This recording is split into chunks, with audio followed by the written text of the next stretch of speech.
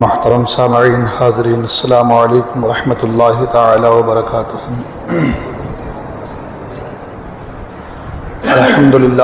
الحمدللہ وکفا، سلام علی عبادہ الذین اصطفیٰ، اما بعد فاعوذ باللہ من الشیطان الرجیم، بفضلک بسم اللہ الرحمن الرحیم۔ وَلَقَدْ كَتَبْنَا فِي الزَّبُورِ مِن بَعْدِ الذِّكْرِ أَنَّ الْأَرْضَ يَرِثُهَا عِبَادِيَ الصَّالِحُونَ۔ صدق اللہ العظیم وصدق رسولہ النبی الکریم۔ درود پاک پڑھیں، اللہم صلی علی سیدنا مولانا محمد معدن الجود والکرم وآلہ وبارک وسلم، صلو علیہ صلاۃ وسلام علیک یا رسول اللہ صلی اللہ تعالی علیہ وسلم۔ قرآن مجید کی اس آیہ مبارکہ کو میں نے سرمایہ سخن بنایا ہے۔ خدائے قدیر و جبار کی بارگاہ میں دعا ہے کہ اللہ تبارک و تعالی مجھے حق کہنے، آپ حضرات کو حق سننے اور ہم تمام کو حق پر عمل کرنے کی توفیق عطا فرمائے۔ محترم حاضرین، آج پوری دنیا میں انسان مسلمان قسم پرسی کے عالم میں ہے۔ ہر طرف سے الغار ہے، ایسا لگتا ہے کہ جیسے مسلمان کسی گلی میں پھنس گیا ہو، نہ آگے کوئی راستہ نہ پیچھے پلٹنے کا کوئی راستہ، اور اسی قسم پرسی کے عالم میں، اسی پریشانی کے عالم میں بہت سے لوگ ایمان سے ہاتھ دھو بیٹھتے ہیں، بہت سے لوگ جان گوا بیٹھتے ہیں، بہت سے لوگ اپنی زبان سے کفر یا کلمات تک نکال دیتے ہیں، اور جس کے ذریعے سے یہ ہوتا ہے کہ مسلمان انسان اسلام سے باہر ہو جاتا ہے۔ حالات کے تناظر میں بہت سارے واقعات رونما ہوئے، جس کو آپ نے سنا، آپ نے دیکھا۔ ابھی کچھ دن پہلے ایک واقعہ رونما ہوا کہ جس نے لایا تھا کتاب الہی کے تعلق سے کہ اس میں کچھ آیات ایسے ہیں جو غیروں کے خلاف ہیں، جو جہاد کی ترغیب و تعلیم دیتی ہیں، اور پھر دنیا نے دیکھا کس طریقے سے وہ اسلام سے دور ہوتا چلا گیا اور گمراہی اور کفر ان کا مقدر بن چکا۔ تو انسان مسلمان قسم کرسی کے عالم میں ہے، اور ایسے عالم میں، ایسے وقت میں انسان اپنا ایمان کھو بیٹھتا ہے۔ انسان کے پاؤں، مسلمان کے پاؤں متزلزل ہو جاتے ہیں۔ مگر اگر مسلمان اپنے اسلاف کی تاریخ،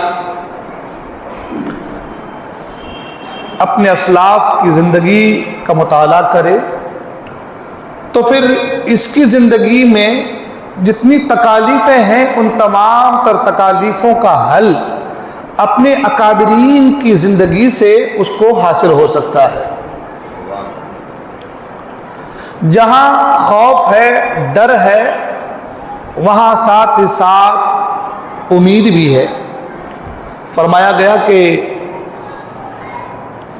الایمان بین الخوف والرجاء، کہ ایمان جو ہے وہ خوف اور امید کے درمیان کا نام ہے۔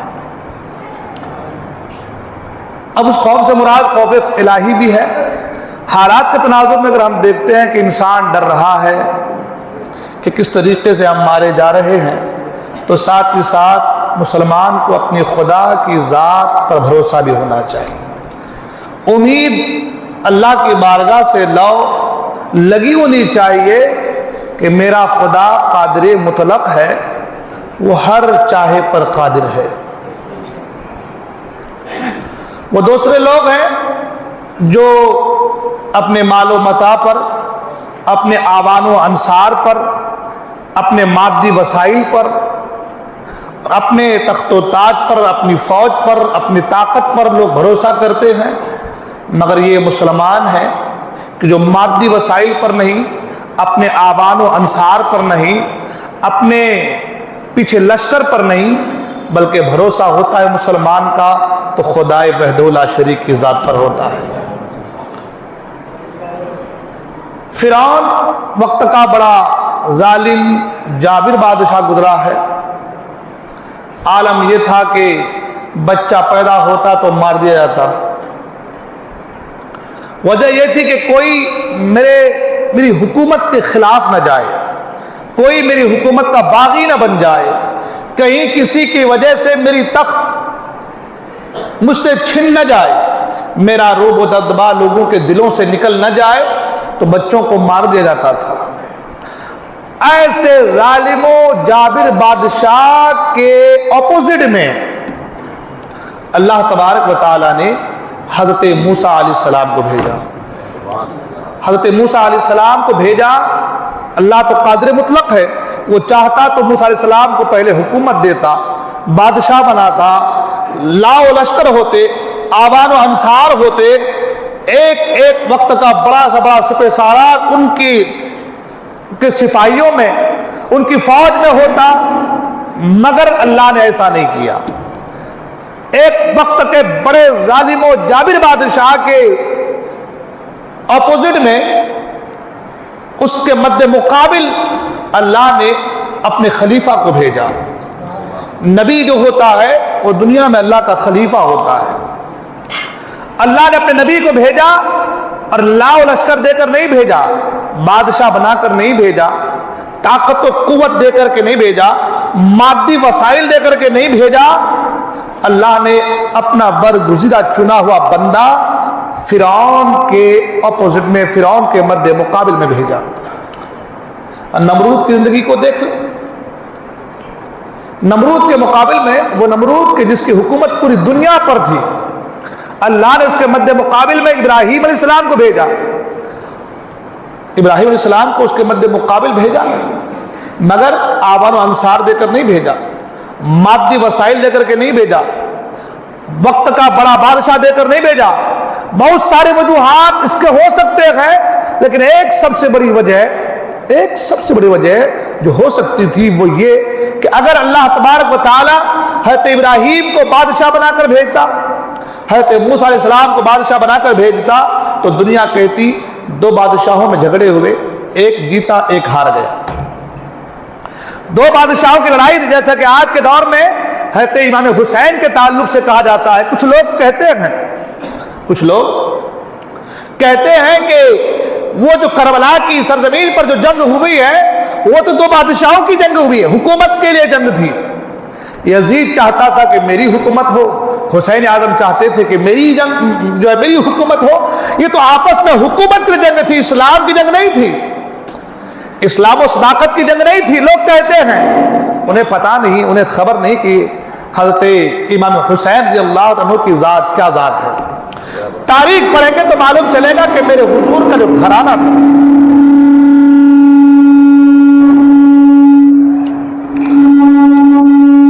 تاریخ پڑھیں گے تو معلوم چلے گا میرے حضور کا جو گھرانہ تھا بڑا مالدار گھرانہ تھا۔ اگر اس ٹاپک پر آؤں تو پھر ادھر ہی جو اپنی گفتگو چلی جائے گی، مگر مختصراً میرے حضور کا گھرانہ، لوگ کہتے ہیں کہ وہ در یتیم تھے، لوگ کہتے ہیں کہ دائی حلیمہ جب آئی تھی ان کو لینے کے لیے تو عالم یہ تھا کہ جب سارے بچے شہر کے چلے گئے تھے، اب کوئی چارہ نہ تھا اس کو لینے کے علاوہ، تو دائی حلیمہ وہاں پہنچی اور لیا۔ لوگ یہی کہتے ہیں۔ کتابوں میں اکثر آپ کو یہی لوگوں کے لکھا ہوا ملے گا کہ وہ غریب تھے، یتیم تھے، باپ کا سایہ سر سے اڑ چکا تھا، اگر اسے دائی حلیمہ دودھ پلاتی یا کوئی بھی دائی دودھ پلاتی تو معاوضہ کم ملتا۔ غربت کی وجہ سے لوگوں نے امیروں کے گھروں کے بیٹوں کو لیا، سرکار کو نہ لیا۔ دائی حلیمہ جب پیچھے اپنی بیمار اونٹنی، کمزور اونٹنی کے ساتھ جب آہستہ آہستہ چلتے چلتے آئی تو سارے بچے جا چکے تھے، کوئی نہ تھا سوائے محمد رسول اللہ کے، تو سرکار کو لینا پڑا۔ لیکن وہی دائی حلیمہ جب واپس جاتی ہے تو تاریخ بتاتی ہے کہ ان کی اونٹنی سب سے آگے آگے چل رہی تھی۔ پوچھا تھا کہ اے حلیمہ یہ تو نے کیا کیا؟ جب چل رہی تھی تو تیری اونٹنی کمزور تھی، دبلی پتلی سی تھی، بیمار تھی، اب جا رہی ہے تو تیری سواری آگے آگے، کیا بات ہے؟ تو نے سواری بدل لی ہے؟ دائی حلیمہ کہتے سواری نہیں بدلی، سوار بدل لیا ہے۔ سواری نہیں بدلی، سواری تو وہی ہے، سوار بدل چکا ہے۔ اور تاریخ نے دیکھا کہ دائی حلیمہ کا نام آج تک روشن ہے اور صبح قیامت تک روشن رہے گا۔ حضور کو آج لوگ در یتیم، غریب، اور جانے کیا کیا، حضور کے دادا، حضور کے پردادا کو لے رہے حضرت ہاشم کی زندگی کو دیکھ لے، جن کے ذریعے سے آج ہاشمی خاندان، ہاشمی گھرانہ کہا گیا ہے۔ حضور کے پردادا حضرت ہاشم جب لوگ حج کرنے کے لیے جاتے اور پانی اور کھانا پینا نہ ملنے کی وجہ سے لوگ بھوک سے مر جاتے تھے، تو ایسے قحط سالی کے زمانے میں حضور کے پردادا حضرت ہاشم ملک شام گئے اور روٹیاں، آٹا، گیہوں، چاول لے کر کے آیا، روٹیاں پکائی، اس کو توڑ توڑ کر کے اور شوربے کے ساتھ جو ہے لوگوں کو کھلانے لگے، آپ کا نام ہاشم پڑ گیا۔ ہاشم کا معنی ہوتا ہے روٹیوں کو توڑ کے کھلانے والا۔ آپ کا نام ہاشم نہیں، آپ کا نام بعض روایتوں میں عمر، بعض روایتوں میں عمرو آپ کا نام ہے۔ آپ کا جو لقب ملا ہے، آپ لقب پڑا ہے، وہ ہاشم ہے۔ ہاشم کا معنی ہوتا ہے روٹیوں کو چور چور کے توڑ کے کھلانے والا۔ سرکار کے پردادا کی بات کر رہا ہوں، سرکار کے دادا کی زندگی حضرت عبد المطلب کو دیکھ لیں۔ جب ابرہا آیا تھا ہاتھیوں کا لشکر لے کر کے گرانے کے لیے اور اونٹوں کو پکڑ کر لے کر گئے، اونٹوں کو پکڑ کر لے گئے، تو ایک شخص تھا کہ جو ابرہا کے سب سے بڑے ہاتھی محمود کا جو ہے اس کو کنٹرول کرنے والا تھا۔ اس نے ابرہا سے کہا کہ آپ کے پاس ایک شخص آ رہے ہیں جو مکہ کے سردار ہیں۔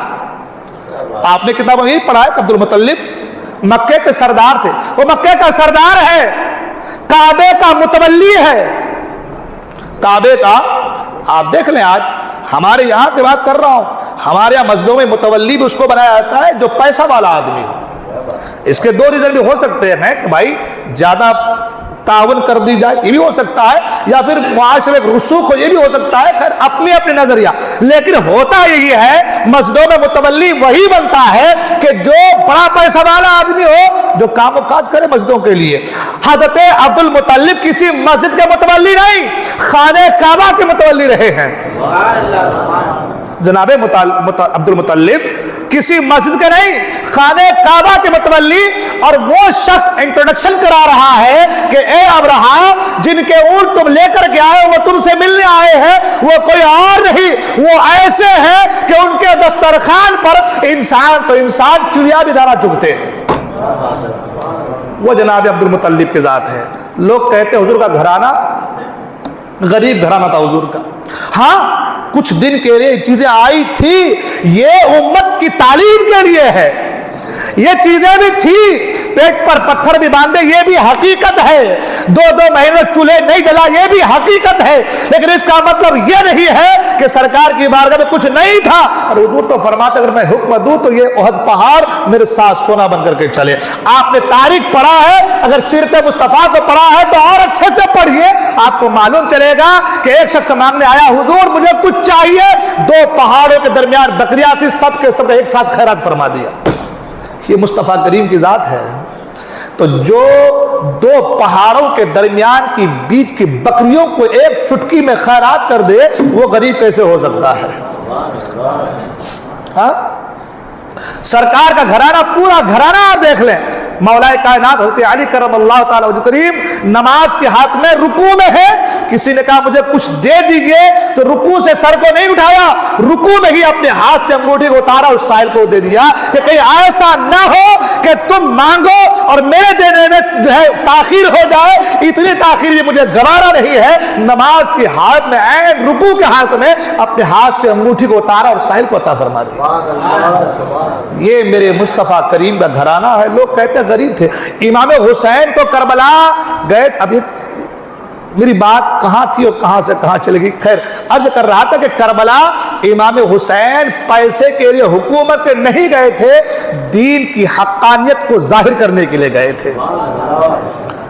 تو خیر عرض یہ کر رہا تھا, بات ہماری وہاں چلی تھی کہ اگر نمرود کے مقابل میں ابراہیم کو, فرعون کے مقابل میں موسیٰ کو اگر اللہ بادشاہ بنا کر بھیجتا, لاؤ لشکر دے کر کے بھیجتا, آبان و انصار دے کر کے بھیجتا, سلطنتیں دے کر کے بھیجتا, حکومت دے کر کے بھیجتا, بادشاہ دے کر کے بھیجتا, تو دنیا کہتی دو بادشاہوں کے جھگڑے تھے, دو بادشاہوں کے جھگڑے تھے, ایک جیت گیا ایک ہار گیا.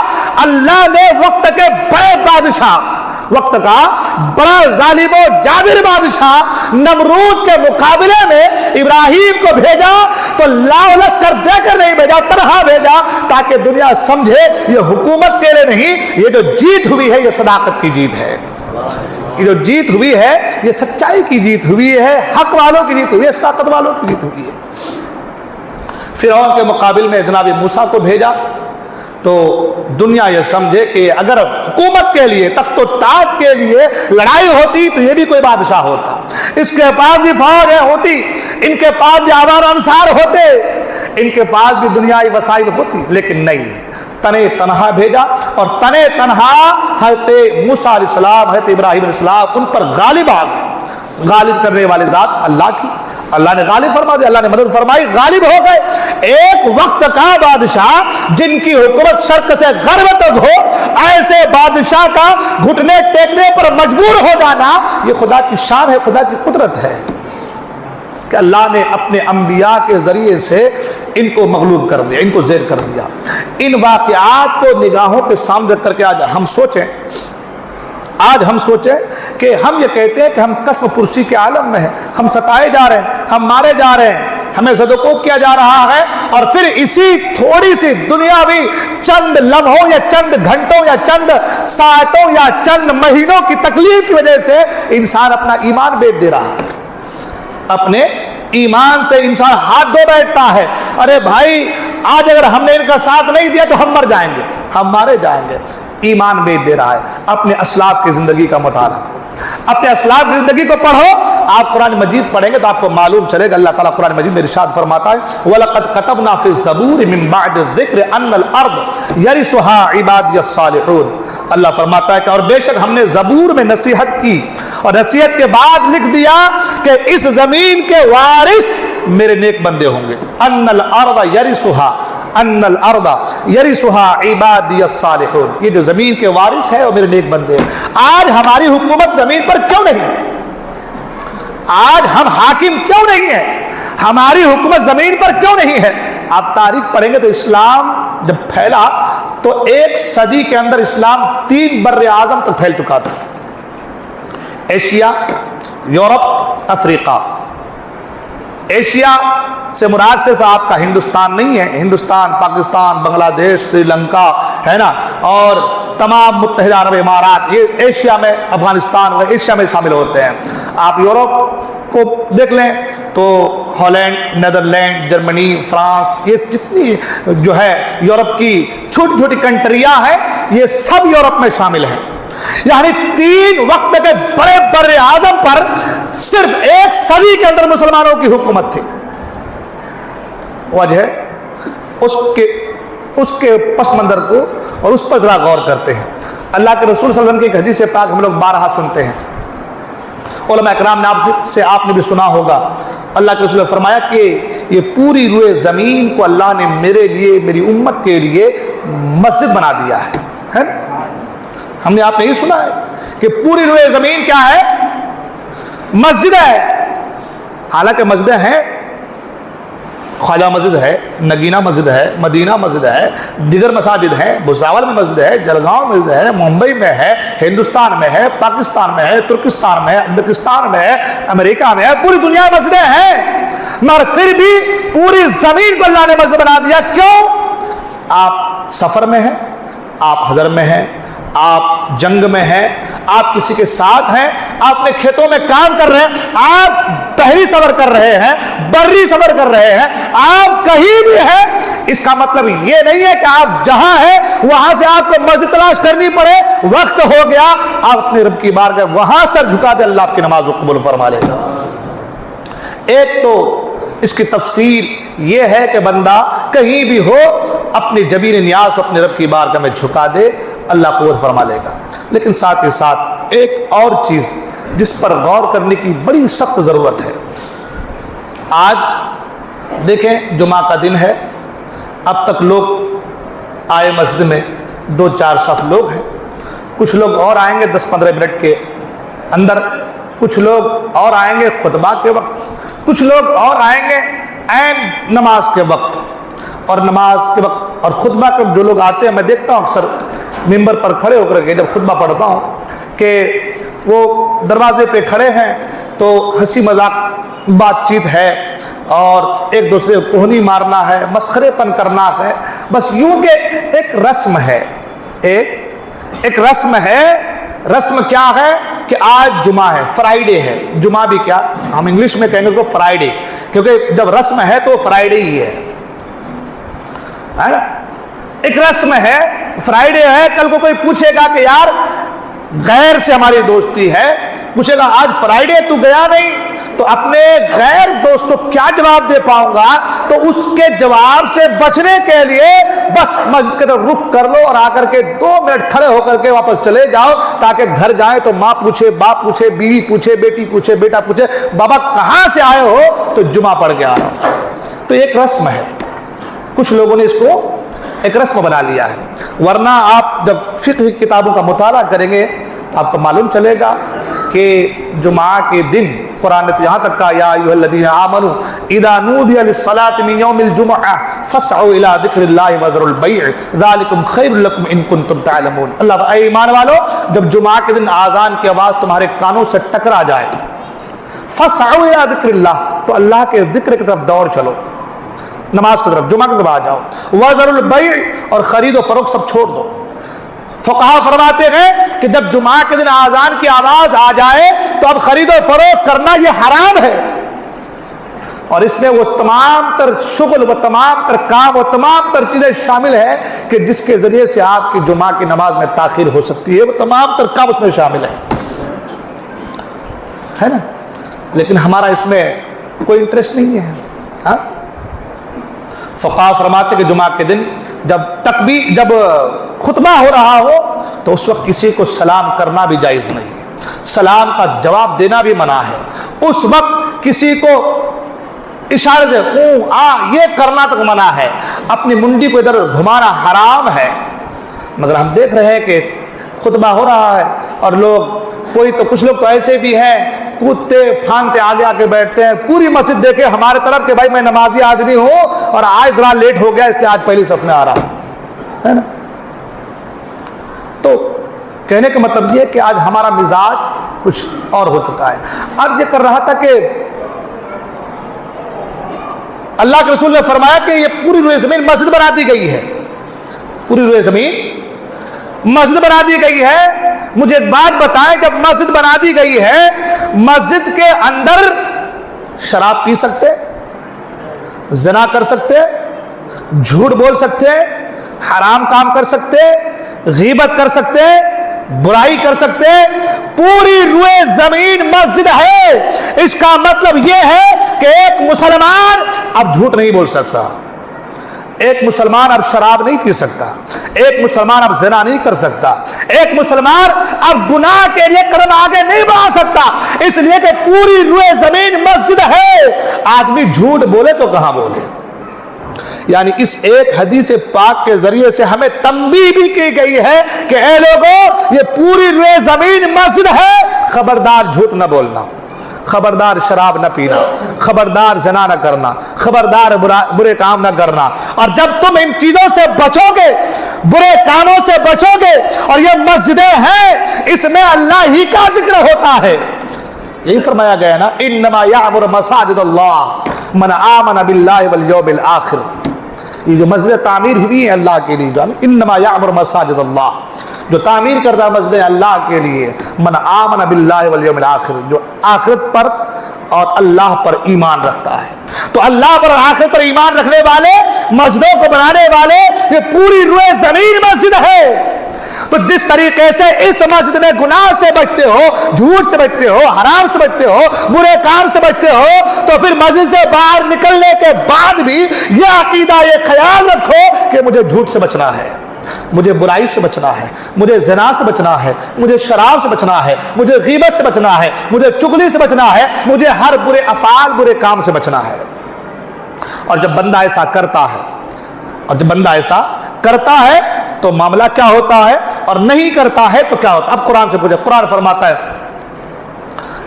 فرماتا ہے کہ وہ ان الارض یرثها عبادی الصالحون، فرمایا اللہ نے کہ اس زمین کے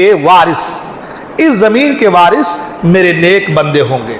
مجھے بتائیے کہ اللہ کا وعدہ سچا ہے کہ نہیں ہے؟ قرآن تو کہہ لا تبدیل لکلمات اللہ کی جو کلمات ہیں اس میں کوئی تبدیلی نہیں ہو سکتی، اس میں کوئی رد و بدل ہو ہی نہیں سکتا۔ اللہ فرما رہا ہے اس زمین کے وارث میرے نیک بندے ہیں۔ اگر آج اسلام کے دنیا میں آنے کے بعد 100 سال کے اندر 3 بر اعظم پر اسلامی حکومت ہو سکتی ہے تو قرآن یہ کہہ رہا ہے اس زمین کے وارث میرے بندے ہیں، تو پھر آپ کی حکومت آپ سے کیوں چھین لی گئی؟ آپ کی حکومت کیوں چھین لی گئی؟ تاریخ پڑھیں۔ آج کہتے ہیں ہم نوجوان ہیں، ہم قسم پرسی کے عالم میں ہیں، ہم پریشانی کے عالم میں ہیں، ہم سے ہماری حکومت چھین لی گئی ہے، ہمیں دوسروں کی حکومتوں میں دوسروں کا غلام بنا دیا گیا ہے۔ کبھی اپنے آپ کا جائزہ لو۔ مسلمان کسے کہتے ہیں؟ مسلم کسے کہتے ہیں؟ ہاں، مسلم اسے کہتے ہیں جو اطاعت کرے، جو فرما برداری کرے، جو جبین نیاز کو جھکا دے، جو گردن کو جھکا دے، وہ مسلم ہے۔ ہاں، اسلام قبول کرنے والا مسلم ہے، اسلام قبول کرنے والا مسلم ہے۔ اور اسلام کا معنی ہوتا ہے سلامتی، جو سلامتی کے ساتھ اپنے گردن کو جھکا دے، تابع ہو جائے، فرما بردار بن جائے، جو اتباع کرے، جو پیروی کرے، وہ مسلمان ہے۔ یہ زمین اتباع کر رہی ہے، یہ آسمان اتباع کر رہا ہے، کائنات کی ہر چیز، یہ ستاروں کی جھرمٹ، یہ آبشاروں کا ترنم، یہ دریاؤں کی موجیں، یہ سب کے سب اطاعت الہی میں ہے، اطاعت الہی اور اطاعت رسول میں ہے۔ آپ دیکھیں حضور نے بلایا جو ہے درخت کو، اکھڑ کر آ گیا۔ حضور جا رہے ہیں، درخت سلام کر رہا ہے، حضور جا رہے ہیں، پتھر سلام کر رہا ہے۔ ہو رہا ہے کہ نہیں ہو رہا ہے؟ کیوں؟ اس لیے کہ یہ سب جتنے مسلم ہیں جو اطاعت کرنے والے ہیں، اور حضور تمام مسلموں کے رسول ہیں، حضور مسلمانوں کے رسول ہیں۔ پتہ یہ چلا حضور زمین کے بھی رسول ہیں، حضور آسمان کے بھی رسول ہیں، حضور خلاؤں کے بھی رسول ہیں، حضور شجر و حجر کے بھی رسول ہیں، حضور برگ و ثمر کے بھی رسول ہیں، حضور پتھروں کے بھی رسول ہیں۔ یہی وجہ ہے جب حضور نے حکم دیا تو ابو جہل کے ہاتھ میں جو کنکریاں تھی، جو پتھر تھے، وہ حضور کی بارگاہ میں سلام پیش کرنے لگے، گواہی دینے لگے۔ کیا اطاعت ہے؟ کیا فرما برداری ہے؟ اب سوال، باتیں میری کہاں سے کہاں چلی جا رہی ہے۔ ایک سوال یہاں پر یہ بھی ابھر کے آ رہا ہے کہ بھئی انہی پتھروں نے انبیاء کے قدموں کو اپنے سینے میں رکھا۔ مقام ابراہیم میں جو آج پتھر ہے وہ ابراہیم علیہ السلام کے قدموں کے نشان ہے۔ کیوں لیا؟ تاکہ دنیا والوں کے لیے میں متبرک ہو جاؤں، دنیا کے لوگوں کے تبرک بن جاؤں۔ حجر اسود تبرک ہے لوگوں کے لیے، جنت سے آدم علیہ السلام لائے تھے، لوگ چوم رہے ہیں۔ یہی وجہ نا حضرت عمر فاروق اعظم نے کہا تھا کہ اے پتھر، نہ تو مجھے کوئی نفع دے سکتا ہے نہ کوئی نقصان دے سکتا ہے، میں تجھے صرف اس لیے چومتا ہوں کہ تجھے میرے مصطفیٰ نے چوما ہے۔ پتھر یہ بڑی طاقتور چیز ہے۔ پتھر لوہے پہ مارو تو پتھر ٹوٹ جائے گا۔ پتا چلا کہ پتھر سے زیادہ طاقتور لوہا ہے۔ لوہے کو آگ میں ڈالو، پگھل کر پانی بہہ جائے گا، پانی بن کر بہہ جائے گا۔ پتا چلا کہ لوہے سے بھی طاقتور پانی وہ آگ ہے۔ آگ میں پانی ڈالو تو وہ آگ کوئلہ بن جائے، पता चला कि आग से भी ताकतवर पानी है, और यही पानी सूरज की किरणें पड़ती है तो कई टन पानी को उठा करके और बादलों में बदल देता है। ये सूरज की किरणों और शुआओं का कमाल है। पता चला पानी से ताकत अगर किसी में है तो वो सूरज में है। और वो सूरज क्या है? तो अल्लाह अकबर, मेरे मुस्तफ़ा उंगली का इशारा करते हैं तो डूबा हुआ सूरज पलट जाता है। मेरे मुस्तफ़ा इशारा फरमाते हैं तो चांद मुस्तफ़ा करीम के इशारों पर खिलौने की तरह घूमने लगता है। आला सरकार फरमाते हैं सुभान अल्लाह, क्या फरमाते हैं अल्लाह, बोले शेर, चांद झुक जाता जिधर उंगली उठाते महद में, क्या ही चलता था इशारों पर खिलौना। हाँ, एक शेर और आगे माशाअल्लाह, सूरज उल्टे पांव पलटे चांद इशारे से हो चाक, अंधे नजदी देख ले कुदरत रसूलुल्लाह की। अर्ज ये कर रहा था कि ये जमीन इताअत में है, फरमाबरदारी में है, आसमान इताअत में है, फरमाबरदारी में है, चांद सूरज सितारे सैयारे ये सब फरमाबरदारी में है। अगर कोई इताअत से खाली है तो वो हजरत इंसान है। मुझे बताएं कि अगर एक किसी की दुनिया में हुकूमत है और उस हुकूमत का 90% आदमी उसका बागी हो जाए तो वो हुकूमत एक दिन में टिक सकती है? नहीं टिक सकती है ना। हम मुसलमान, हमारे अंदर जो हुकूमत अल्लाह और अल्लाह के रसूल ने कायम की है वो इस्लामी हुकूमत है, और हम अल्लाह और अल्लाह के रसूल के बागी बन गए हैं नमाजों को छोड़ने की हालत में, सजदों से मुंह मोड़ने की हालत में। जब 90% बागी बन जाए तो हुकूमत नहीं रहती एक दिन भी। हम मुसलमान बागी बन करके अताअत इलाही से दूर हो चुके हैं, तो बताओ इस जमीन पर हमारी हुकूमत कैसे हो सकती है? नौजवान जो कहते हैं कि आखिर हम सताए जा रहे हैं, वो मोहम्मद बिन कासिम थे, वो तारिक बिन जियाद थे, वो खालिद बिन वलीद थे, वो अली अकबर और अली असगर थे, वो औन मोहम्मद थे, वो अब्बास अलमबरदार थे, वो इमाम कासिम थे। उनकी जवानी को सलाम है कि वो जब जहां जाते थे तो अय्याशी करने के लिए नहीं, सजदे करते थे तो जमीन कहती थी कि आपके सजदे करने की वजह से मैं मुतबर्रक हो गई। वो चाहते थे कि ये आए और मेरे ऊपर सजदा करें। स्पेन फतेह हुआ है, आप तारीख का औराक को पलट कर देख ले, आप बगदाद की सरजमीन को उठाकर देख ले। वो चाहती है जमीन कि मेरे ऊपर ऐसा बंदा आए जो अपने जबीन नियाज के सजदों से मुझे सजा दे, वो जमीन चाहती है। और जब बंदा ऐसा आता है, सजदा करता है, तो उस जमीन की हुकूमत अल्लाह ताला उसके सुपुर्द फरमा देता है। ए कौमे मुस्लिम, ए हजरत इंसान, अगर आज आपसे हुकूमत छीनी गई है तो इसके जिम्मेदार आप हैं कि आपने इस जमीन को अपने सजदों से खाली कर दिया है। वरना कुरान कहता है अन्नल अर्द यरिसुहा इबादियस सालिहून, कि हम इस जमीन के वारिस अपने नेक बंदों को बनाएंगे। अगर आज भी आप बदल जाएं, ईमान मजबूत हो जाए, नमाजों के पाबंद बन जाए, शरीयत की पासदारी करने लगे, तो आज भी हुकूमत आपके हाथ में आ सकती है। और हमको हुकूमत की जरूरत भी नहीं है। हुकूमत तो इस्लाम की बांदी है।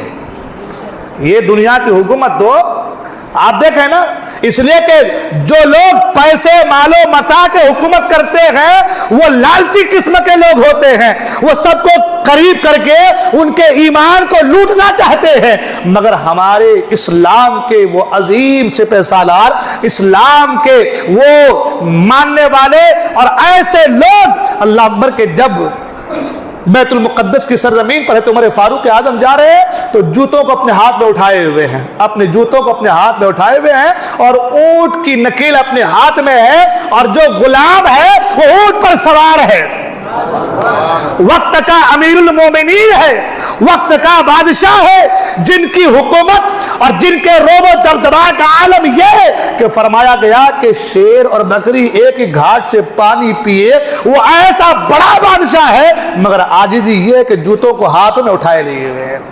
तो हुकूमत इस्लाम और इस्लाम के मानने वालों को चाहिए नहीं, हाँ अगर आपने अपना तरीका बेहतर कर लिया तो हुकूमत चल करके आपके कदमों के ठोकरों में आएगी। नमाजों की पाबंदी करें, अताअत इलाही में अपने जबीन नियाज को झुका दें, ٹھیک ہے نا. بات اس میں بہت ساری ہو سکتی ہے. جو حدیث پاک تھی اس کو صحیح سے بھی بیان بھی نہیں کر پایا میں, وقت ہو چلا ہے. ایک دو بات میں جو ہے آج کے حالات کے تناظر میں, گفتگو ہماری ہو چکی, انشاءاللہ پھر آگے گفتگو ہوں گی, وہ ہے وقف املاک اور ہماری ذمہ داری. آپ جانتے ہیں کہ آج کل حالات کیسے چل رہے ہیں, بڑے کٹھن حالات ہو گئے ہیں. پھر وہی بات, اپنے آپ کو بہتر بنا لیجئے, اللہ کی بارگاہ میں سب سجود ہو جائیے, حالات خود بہت سدھرتے نظر آئیں گے, حالات خود بہت بہتر ہوتے نظر آئیں گے. تو مرکزی حکومت نے وقف املاک کی امید پورٹل پر رجسٹریشن کو ضروری قرار دیا ہے. اوقاف کی تمام جائیداد کی حفاظت امت مسلمہ کی اہم ترین ذمہ داری ہے.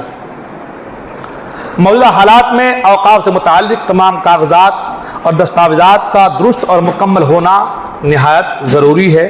ساتھ ہی ان معلومات کو متعینہ وقت میں امید پورٹل پر اپلوڈ کرنا بھی ضروری ہے. لہذا تمام مساجد, قبرستان, خانقاہ اور وقف شدہ زمینوں کے ٹرسٹیان, ذمہ داران سے گزارش ہے کہ وہ ان وقف شدہ زمینوں کے کاغذات کو